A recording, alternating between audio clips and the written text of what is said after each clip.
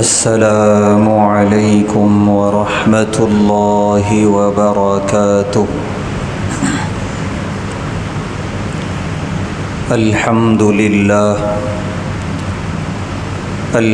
للہ نحمده ونستعینه ونستغفره ونؤمن به ونتوکل علیہ ونعوذ باللہ من شرور انفسنا ومن سیئات اعمالنا من يهده اللہ فلا مضل له ومن يضلله فلا هادي له ونشهد أن لا إله إلا الله وحده لا شريك له ونشهد أن سيدنا ونبينا وحبيبنا ومولانا محمدا عبده ورسوله أما بعد قال الله تبارك وتعالى في القرآن الكريم أعوذ بالله من الشيطان الرجيم بسم الله الرحمن الرحيم يا أيها الذين آمنوا كتب عليكم الصيام كما كتب على الذين من قبلكم لعلكم تتقون صدق الله العظيم۔ ہر طرح کی تعریف اور حمد و ثنا اللہ بزرگ و برتر کے لائق ہے، جس کا کوئی شریک نہیں، جس کا کوئی ساجی اور ہمسر نہیں، جو ہمیشہ سے ہے اور ہمیشہ رہے گا۔ بے شمار درود و سلام نازل ہوں نبی آخر الزماں جناب محمد الرسول اللہ صلی اللہ علیہ وسلم پر، آپ کی پیاری آل اور پیارے اصحاب پر۔ محترم حضرات، اللہ کا یہ مبارک مہمان اور مبارک مہینہ ماہ رمضان المبارک الحمدللہ ہم پر سایہ فگن ہے۔ اللہ سے دعا ہے کہ اللہ اس ماہ مبارک کے ایک ایک لمحے کی قدر کرنے کی توفیق عطا فرمائے، اور اس مہینے میں جنہیں مغفورین بنایا جا رہا ہے، محبوبین بنایا جا رہا ہے، اس میں ہم سب کا نام شامل فرمائے۔ محترم حضرات، ماہ رمضان کیوں آیا ہے اور ماہ رمضان ہم سے کیا چاہتا ہے، اس پر غور کرنے اور غور کرنے کے بعد عمل کرنے کی ضرورت ہے، کیونکہ کئی ایسی احادیث ہیں جس کا مفہوم یہ ہے کہ یہ مہینہ اور مہینوں کے جیسا نہیں ہے، یہ مختلف ہے، یہ الگ ہے، یہ ممتاز ہے۔ تو جب یہ اتنی بابرکت شان والا ہے اور یہ آیا ہے تو ہم سے کیا مطالبہ کرتا ہے، کیا چاہتا ہے؟ تو اللہ نے خود اس کا جواب دے دیا، لعلکم تتقون، یہ مہینہ آیا ہے تمہیں متقی بنانے کے لیے، تقوی کی دولت سے مالا مال کرنے کے لیے۔ اب اس کی تفصیل جو علماء نے لکھی ہے وہ یوں کہ انسان اپنی نظر دوڑائے جہاں تک اس کی نظر جا سکتی ہے، ہر چیز میں وہ یہ چیز پائے گا کہ اللہ کی بنائی ہوئی ہر چیز اس بات کا تقاضا کرتی ہے کہ اس کی طرف توجہ دی جائے۔ جس چیز کی طرف توجہ نہ ہو وہ رائگاں ہو جاتی ہے، وہ ضائع ہو جاتی ہے۔ کوئی بھی چیز انسان اپنے ارد گرد دیکھ سکتا ہے، توجہ ختم ہوئی وہ چیز ضائع ہو گئی، توجہ باقی رہی وہ چیز مفید رہی۔ یہاں تک کہ آدمی اپنی اولاد میں اگر توجہ کرتا ہے تو وہ اولاد بنتی ہے، بے توجہ ہو جاتا ہے اولاد بگڑ جاتی ہے۔ استاد شاگردوں کی طرف توجہ رکھتا ہے، شاگرد بنتے ہیں، بے توجہ ہو جاتا ہے شاگرد بگڑ جاتے ہیں۔ کاروباری اپنے کاروبار اور دکان پہ توجہ رکھتا ہے، وہ کاروبار چلتا ہے، بے توجہی کا مظاہرہ کرتا ہے، وہ کاروبار ختم ہو جاتا ہے، بند ہو جاتا ہے۔ ہر چیز توجہ چاہتی ہے۔ اسی طریقے سے توجہ کے اندر یہ چیز بھی آتی ہے کہ اس کو جب جس چیز کی ضرورت ہو وہ ضرورت پوری کی جائے۔ آدمی لباس پہنتا ہے، پہنتے پہنتے ضرورت پیش آتی ہے کہ اب یہ گندا ہو گیا، اسے اتارا جائے، اسے دھویا جائے، دھونے کے بعد پھر سے اسے استعمال کیا جائے۔ تو کپڑا اور لباس بھی چاہتا ہے ایسی توجہ کہ اسے وقفے وقفے سے دھویا جائے۔ انسان کا جسم ہے، غسل کیے ہوئے کچھ دن ہو جاتے ہیں تو میل کچیل اس کے جسم میں جم جاتا ہے، تقاضا کرتا ہے کہ پھر سے بندہ غسل کرے اور اپنے جسم کو پاک اور صاف کرے۔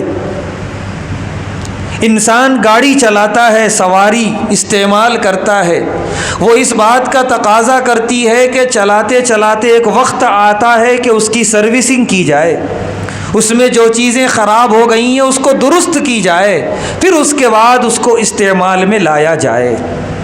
لباس کو اگر پھر سے دھویا نہ گیا، جسم کو غسل کے ذریعے صاف اور پاک نہ کیا گیا، گاڑی کو اگر وقفے وقفے سے اس کی اصلاح نہ کی گئی، اور تمام چیزوں میں اگر وقفے وقفے سے اس کی طرف توجہ نہیں دی گئی، وہ چیز ضائع ہو جاتی ہے، خراب ہو جاتی ہے، بیکار ہو جاتی ہے۔ ان تمام چیزوں میں سب سے افضل ترین چیز ہے ایمان۔ اس سے بڑی کوئی چیز نہیں ہے اس جیتے جی دنیا کے اندر، کیونکہ کل آخرت میں سارا دار و مدار ایمان پر ہوگا۔ ایمان لے آیا ہے، ہر عمل پر ثواب ملے گا، رائی کے دانے کے برابر بھی اگر ثواب کا عمل کیا ہے ثواب دیا جائے گا، بلکہ جتنا ایمان میں مضبوطی ہوگی اتنا ثواب میں اضافہ ہوتا چلا جائے گا۔ ایمان کے بغیر دنیا میں گیا بندہ کتنے بڑے بڑے بھی کار خیر کیا ہوگا دنیا میں، لیکن ایمان نہیں تھا، آخرت میں اسے کچھ نہیں ملے گا، سب ضائع ہے، سب بیکار ہے۔ تو سمجھ میں یہ آیا، ایک مومن کے لیے اس زمین پر زندہ رہتے ہوئے سب سے زیادہ فکر اپنے ایمان کی کرنی ہے، لیکن سال کے 11 مہینے ہماری غالب اور اکثر توجہ ایمان سے ہٹ کے ظاہری چیزوں پر رہتی ہے۔ انسان کا 2 جز ہے، ایک ظاہر اور ایک ہے اس کی روح۔ ایمان کا تعلق روح سے ہے، ظاہر اس کا جسم کہلاتا ہے۔ جسم کچھ بھی نہیں ہے انسان کا، اس کی روح نکلی، اس کو قبر میں دفنایا گیا، 3 دن کے بعد جسم پھٹنا شروع ہو جاتا ہے۔ ایک وقت ایسا آتا ہے سوائے ہڈیوں کے کچھ نہیں رہتا، ختم ہو گیا جسم، فنا ہو گیا۔ باقی رہنے والی چیز روح ہے جو اللہ عالم برزخ میں باقی رکھتے ہیں، اور ایمان اور اعمال صالحہ کا تعلق اسی روح سے ہے، جسم سے نہیں ہے، یہ تو ختم ہو جائے گا۔ تو پتہ یہ چلا کہ اس جسم اور اس روح میں اصل روح ہے، جسم کچھ بھی نہیں ہے۔ لیکن سال کے 11 مہینے ہماری غالب توجہ اس جسم کی طرف رہتی ہے۔ بے شک وہ بھی ذمہ داری ہے، ہم صبح سے شام تک محنت کرتے ہیں، تجارت کرتے ہیں، کاروبار کرتے ہیں، کس لیے؟ اس جسم کی بھوک مٹانے کے لیے، اس جسم کو جس کپڑے سے ڈھانکا ہے ویسا لباس ہمارے پاس رہے اس کے تیار کرنے کے لیے، اس جسم پر کوئی بیماری آ گئی تو اس کے علاج اور معالجے کے لیے۔ الغرض ساری توجہ، ساری محنت ہماری اس ظاہری جسم کے لیے ہوتی ہے جو کہ فنا ہو جانے والا ہے، بس روح نکلنے کی دیر ہے۔ سال کے 11 مہینے انسانی عقل خود یہ کہتی ہے کہ جب ظاہر کے لیے اتنی محنت جو کہ ظاہر فانی ہے، ختم ہو جانے والا، تو باطن یعنی روح اور ایمان کے لیے تو بدرجہ اولا محنت کرنی ہے، لیکن کس کے پاس وقت ہے؟ ہر آدمی سوچتا ہے میں اب توبہ کر لوں گا، اب توبہ کر لوں گا، زندگی گزر جاتی ہے، یہاں تک کہ موت کے جھٹکے بھی لگ جاتے ہیں اور توبہ کی توفیق نہیں آ پاتی، اللہ محفوظ رکھے۔ ایسا بھی ہوتا ہے، اب نمازی بنوں گا، اب نمازی بنوں گا، جوانی سے بڑھاپا آ جاتا ہے، نمازی نہیں بن پاتا۔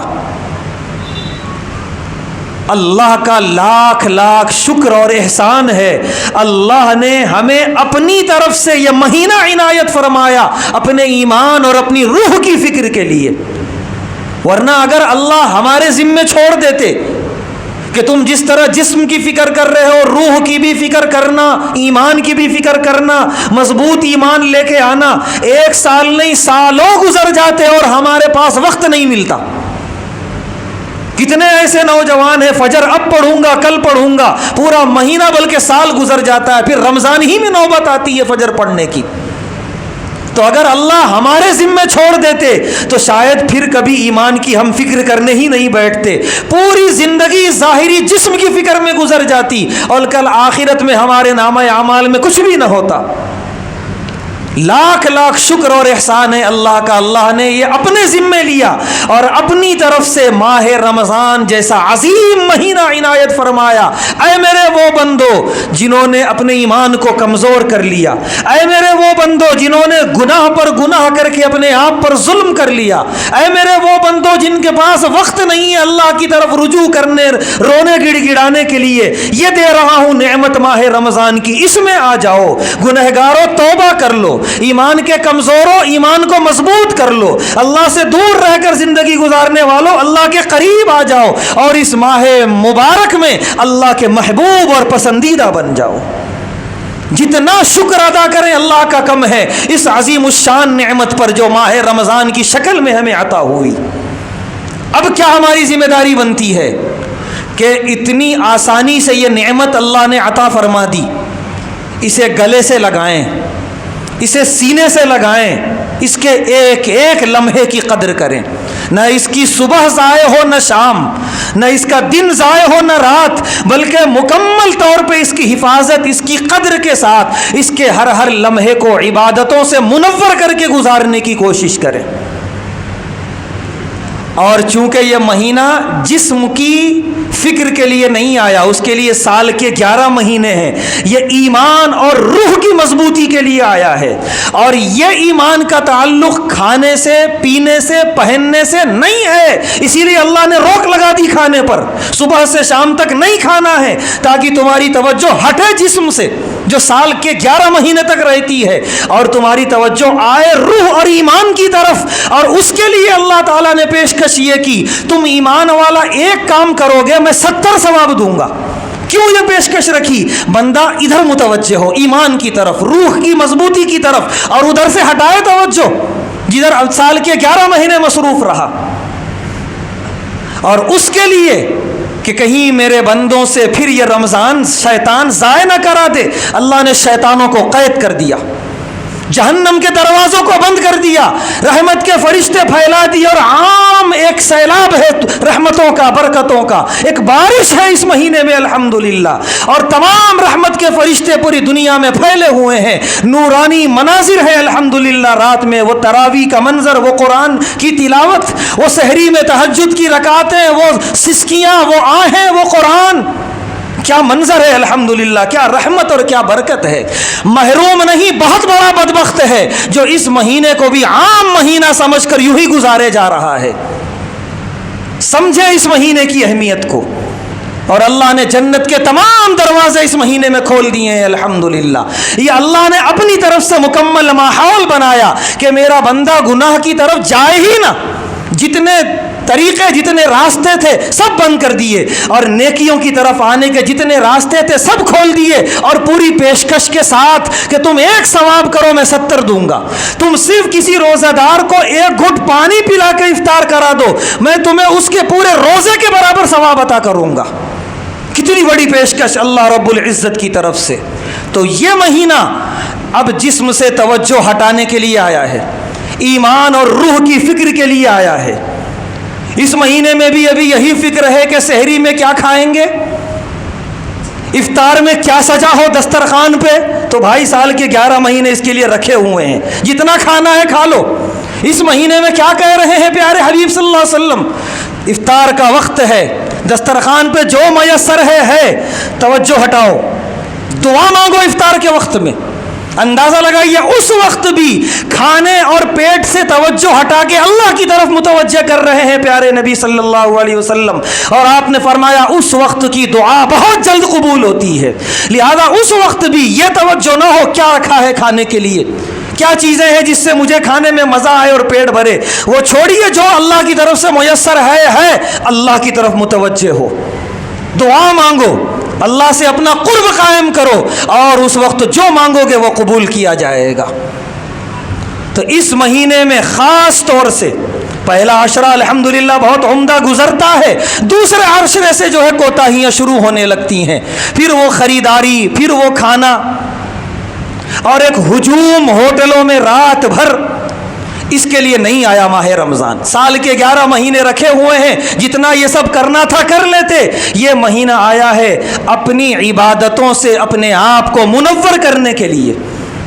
یہ مہینہ قرآن کی تلاوتوں سے ہماری زبان لبریز ہو، اور اسی طریقے سے مصلے آباد ہو گھروں کے اندر اور مسجدوں کے، اور خوب اللہ کے خشوع اور خضوع کے ساتھ اللہ کی طرف ہماری توجہ ہو۔ اور ذرا اندازہ لگائیے کہ ایک مہینے کا جو کورس دیا ہے اللہ تعالیٰ نے، بالکل ایسی ٹریننگ ہے جیسے فوجیوں کو اور آرمی کو دی جاتی ہے۔ ایک بندہ عام دنوں میں فجر میں اٹھنے تیار نہیں تھا، 10 بجے صبح ہوتی تھی، اب اسے اٹھنا ہے فجر سے بھی پہلے، ہر حال میں اٹھنا ہے، اگر نہیں اٹھتا ہے سحری نہیں کرتا ہے اس کا روزہ ناقص ہے، ثواب میں کمی ہو جائے گی، اور اگر عادت بنا لیا اللہ کا غضب آئے گا اس پر۔ لہذا اب تو ہر حال میں اٹھنا ہے، رات کے اندھیرے میں۔ اٹھنے کے بعد پیارے حبیب علیہ الصلاۃ والسلام نے فرمایا خالی کھانے کے لیے اٹھے، یہ بھی بہت اچھی چیز ہے، برکت ہے سحری کرنا، لیکن 4 رکعت نماز تہجد پڑھ لو، نور علی نور۔ جو بندے کو فجر میسر نہیں تھی، اب دیکھیے کیسی ٹریننگ اللہ کی طرف سے، اب وہ 4 رکعت نماز اندھیرے میں اٹھ کے پڑھ رہا ہے، اس کے بعد کھا رہا ہے سحری، اس کا بھی ایک وقت متعین کر دیا گیا، بس اس وقت تک کھانا ہے، اس کے آگے نہیں۔ یہ اللہ کی طرف سے مشق ہے کہ نفس چاہ رہا ہے اور کھاؤں میں، نفس چاہ رہا ہے اور دیر تک میں پانی پیتا رہوں یا کچھ اور نفس کا تقاضا ہے، لیکن نہیں، اب نفس کی سننا نہیں ہے، اللہ نے ایک وقت دے دیا، بس ختم، وہ وقت ہوا، اس سے پہلے مجھے رک جانا ہے۔ کھانے کے بعد عام دنوں میں ہی تقاضا ہوتا ہے سونے کا، اور یہاں تو بندہ کچی نیند میں اٹھا ہے تہجد کے وقت میں، اور پیٹ بھر کے کھایا، اب تو شدید تقاضا ہوگا نیند کا، نفس کہہ رہا ہوگا اور کہتا بھی ہے کہ سو جاؤ، لیکن حکم کیا ہے اسلام کا؟ ابھی مؤذن اذان دے گا، مسجد کے میناروں سے آواز گونجے گی، فوراً دوڑ لگانا ہے اللہ کے گھر کی طرف۔ کیا ٹریننگ ہے، کیا مشق ہے اللہ کی طرف سے۔ عام دنوں میں بندہ کھاتا اور سوتا تھا، کیسی نماز، کیسی عبادت، لیکن اب اگر سویا روزہ ناقص، اس کا یہ اٹھنا بیکار، اس کا یہ سحری کرنا بیکار، دن تمام بھوکا رہنا بیکار۔ ابھی دوڑنا ہے اسے، اللہ کے گھر کی طرف دوڑ لگانی ہے، اور فوراً دوڑ لگاؤ۔ عام دنوں کی طرح اقامت ہو رہی ہے تب مسجد میں آ رہے ہیں اور سلام پھیرتے ہی جا رہے ہیں، تو بھائی یہ تو عام دنوں میں بھی ہوتی تھی ایسی نمازیں، یہ مہینہ اس سے الگ ہے بالکل۔ یہ مہینہ ہمیں کچھ دینے کے لیے آیا ہے، ہمیں چاہیے یا نہیں چاہیے؟ اگر چاہیے تو پھر اقامت سے بہت پہلے مسجد آئیں، سنت پڑھیں، جتنا میسر ہو سکے رکوع، 2 رکوع، 3 رکوع قرآن کریم کی تلاوت کریں، اور پھر اس کے بعد نماز پنجگانہ پوری امام کے ساتھ ادا کریں، اور پھر اس کے بعد اور ذکر و اذکار ہو سکے بہت اچھی بات، اور نہیں تو پھر اس کے بعد اب گھر جائیں، اب آرام کرنا ہے آرام کریں یا دیگر ضروریات میں مصروف ہو جائیں۔ اب جب بھی مسجد کے میناروں سے آواز گونجے گی ظہر کی عصر کی، فوراً دوڑ لگانا ہے مسجد کی طرف، اور اذان کے ساتھ ہی وہ اقامت والی عادت ٹھیک نہیں ہے۔ ایسے میں ہم بہت کچھ سے محروم رہ جائیں گے، یہ مہینہ بہت کچھ دینے کے لیے آیا ہے۔ فوراً پہنچے مسجد، قرآن کریم کی تلاوت ہو، سنتیں ہوں، فرض نماز ہو، پھر سنتیں ہوں، پھر نفل ہو، پھر دعائیں ہوں اللہ کی بارگاہ میں، پھر اس کے بعد مسجد سے باہر آئیں، پھر اسی طرح عصر کی نماز ہو، پھر مغرب کا وقت جب ہو، دن بھر کا بھوکا پیاسا بندہ، شدید تقاضا کھانے کا پینے کا، اس وقت اس عالم میں بندہ جو اللہ سے مانگتا ہے اللہ بے حد قبول فرماتے ہیں۔ اس اللہ کی رضا کے لیے جو بھوکا اور پیاسا رہا یہ اللہ کو بہت پسند ہے۔ پیارے نبی صلی اللہ علیہ وسلم نے فرمایا اس بھوک کی وجہ سے، معدہ خالی رہنے کی وجہ سے منہ سے جو بدبو نکلتی ہے، اطیب من ریح المسک، مشک کی خوشبو سے زیادہ پسندیدہ ہے اللہ کو۔ کس وجہ سے؟ بندہ میری رضا کے لیے بھوکا اور پیاسا ہے۔ اس کے بعد نماز مغرب ہے، افطار کے بعد نماز مغرب کے بعد پھر نماز عشاء کے لیے کچھ دیر میں مسجد آنا ہے، اور دنوں میں عشاء پڑھ کے چلے جاتے تھے، لیکن یہاں تراویح پڑھنی ہے۔ اب نفس کہے گا کہ نہیں، اور بعض لوگ نفس کی باتوں میں آ جاتے ہیں، کچھ دن 20 رکعت، پھر 16 رکعت، پھر 10 رکعت، پھر 8 رکعت، پھر پوری غائب، آخری عشرے میں تراویح میں ہی نہیں ہوتے۔ کچھ لوگ، سارے نہیں ہیں ایسے، یہ وہ ہیں جو نفس کے بہکانے میں آ رہے ہیں۔ یہ نفس ہم کو محروم کر رہا ہے اس مہینے کی بہت ساری نعمتوں سے، رحمتوں سے۔ ہرگز ہم محروم نہ ہونے دیں اپنے آپ کو، اور تراویح پوری پڑھیں۔ علماء نے لکھا ہے اپنے اپنے تجربات کی روشنی میں، اللہ کے نیک بندوں نے، کہ دن کا روزہ اور رات کی تراویح عجیب تبدیلی پیدا کرتی ہے رمضان میں۔ تراویح کو ہم ہلکے میں نہ لیں۔ بعض لوگ پوچھتے ہیں سنت ہے، وہ اپنی جگہ ہے، اس کا مقام، سنت فرض واجب وہ اپنی جگہ، لیکن وہ جو چیز دے رہی ہے، جو چیز ہمیں مل رہی ہے، یہ پھر کبھی نہیں ملنے والی۔ امام مالک رحمۃ اللہ علیہ مسجد نبوی میں 20 رکعت امام کے پیچھے پڑھتے تھے، 20 رکعت پھر تنہا پڑھتے تھے۔ بعض شاگردوں نے کہا اتنا تھکاتے ہیں اپنے آپ کو، انہوں نے فرمایا تراویح بہت کچھ دینے والی نماز ہے یہ، لہذا میں اپنی مرضی سے اور پڑھ رہا ہوں 20 رکعت، اور آدمی کو اختیار ہے جتنی چاہے عبادت کرے، کون روک سکتا ہے؟ لہذا اللہ کے نیک بندے زیادہ پڑھتے تھے اور ہم کمی کی طرف آ رہے ہیں۔ ہرگز نہ ہو، نماز تراویح میں کوئی سستی نہ ہو، دل منور ہوتا ہے تراویح کے سجدوں سے۔ حضرت عمر بن خطاب رضی اللہ تعالیٰ عنہ کی جب شہادت ہوئی، ان کو قبر میں جب اتارا جا رہا تھا، حضرت علی رضی اللہ تعالیٰ عنہ نے ایک عجیب و غریب دعا دی تھی۔ فرمایا تھا اے اللہ اس شخص کی قبر کو نور سے منور کر دینا جس نے ماہ رمضان میں ہماری مسجدوں کو منور کر دیا۔ کیونکہ تراویح کا باقاعدہ مسجدوں میں اہتمام حضرت عمر رضی اللہ تعالیٰ عنہ کے دور خلافت سے ہوا۔ پیارے نبی صلی اللہ علیہ وسلم نے 2 روز تراویح پڑھائی، تیسرے روز آپ نے فرمایا مجھے ڈر لگ رہا ہے کہیں فرض نہ کر دی جائے، امت پر مشقت ہو جائے گی، لیکن دور عمر فاروق رضی اللہ تعالیٰ عنہ میں فرضیت کا کوئی خطرہ نہیں رہا، وہی کا دروازہ بند ہو گیا، تو انہوں نے باقاعدہ کر دیا اس سنت کو ہر مسجد میں۔ تو حضرت علی رضی اللہ تعالیٰ عنہ نے دعا دی کہ اے اللہ اس شخص کی قبر کو نور سے ویسا ہی منور کیجئے جیسا اس نے ہمارے محلوں ہماری مسجدوں کو رمضان میں منور کر دیا۔ اس نظر سے دیکھتے تھے تراویح کو صحابہ کہ اس سے ہمارا دل منور ہوتا ہے، ہمارے گھر منور ہوتے ہیں، ہمارا محلہ منور ہوتا ہے۔ ہرگز تراویح چھوڑنے کی کوشش نہ کریں۔ کہاں جائیں گے تراویح چھوڑ کر؟ وہی دکان، وہی چوراہا، وہی ہوٹل۔ ارے اس کے لیے رات سال کے 11 مہینے رکھے ہوئے ہیں، پھر یہ نہیں ملنے والا۔ اور یہ جو قرآن کریم جو سنا جاتا ہے، دوسرے مذہب والوں نے، یہودیوں نے، عیسائیوں نے اس انتظام کو دیکھ کر عش کیا ہے انہوں نے کہ ایسا انتظام ہم نہ کر سکے اللہ کی کتاب کے لیے، نہ انجیل کے لیے، نہ تورات کے لیے، جو انتظام مسلمانوں نے قرآن کے لیے کر دیا۔ الحمدللہ ہر مسجد میں قرآن پڑھا جا رہا ہے، پورے دنیا کے اندر، پورے عالم اسلام میں۔ کیا کتاب ہے قرآن کریم، ذرا سوچیں ہم، دنیا کی کسی کتاب کو یہ مقام حاصل نہیں ہے۔ اس اہتمام سے حافظ پڑھا رہا ہے، اہتمام سے سن رہے ہیں، اور الحمدللہ جو سورہ فاتحہ سے حافظ نے شروع کیا تو وہ چلا ہے تقریباً سورہ ناس تک۔ اتنا اچھا انتظام قرآن کریم کا الحمدللہ. تو اس کو ہم ایسی نظر سے نہ دیکھیں کہ یہ ایک بوجھ ہے، یہ 20 رکعت پڑھتے ہوئے طبیعت تھک جا رہی ہے، اس نظر سے دیکھنے کی ہرگز کوشش نہ کریں. یہ ایک ایسی چیز ہے کہ جس سے ہمارے قلوب منور ہوں گے، معطر ہوں گے. تو ہم سحری سے لے کر تراویح تک پورا غور کریں. اللہ نے ایک زبردست مشق کرائی ہے ہمارے ایمان کی حفاظت کے لیے، ہماری روح کی حفاظت کے لیے. اسی لیے ضرورت اس بات کی ہے کہ اس ماہ رمضان کی اہمیت کو پہچانیں. یہ چاہ رہا ہے مہینہ ہم سے اپنے ایمان کی توجہ، ایمان کی فکر، اور وہ ہوگی عبادتوں کے ذریعے، تلاوتوں کے ذریعے، اعمال صالحہ کے ذریعے. اور وہ توجہ جو جسم کی ہے، جس کے لیے سال کے 11 مہینے ہیں، اس مہینے میں خاص طور سے اپنے آپ کو اس سے دور رکھیں، اس سے بچا کے رکھیں، اپنے ایمان اور اپنی روح کی فکر کریں. اسی کے لیے یہ مہینہ آیا ہے. اللہ تبارک و تعالیٰ سے دعا ہے، اللہ تبارک و تعالیٰ ہم تمام کو اس ماہ مبارک میں خوب عبادتیں کرنے کی توفیق عطا فرمائے، اپنے ایمان اور اپنی روح کو مکمل منور اور مضبوط کرنے کی توفیق عطا فرمائے، اپنے مغفورین اور محبوبین بندوں میں شامل فرمائے، ہر طرح کی ناقدری سے حفاظت فرمائے. وآخر دعوانا الحمد للہ رب العالمین.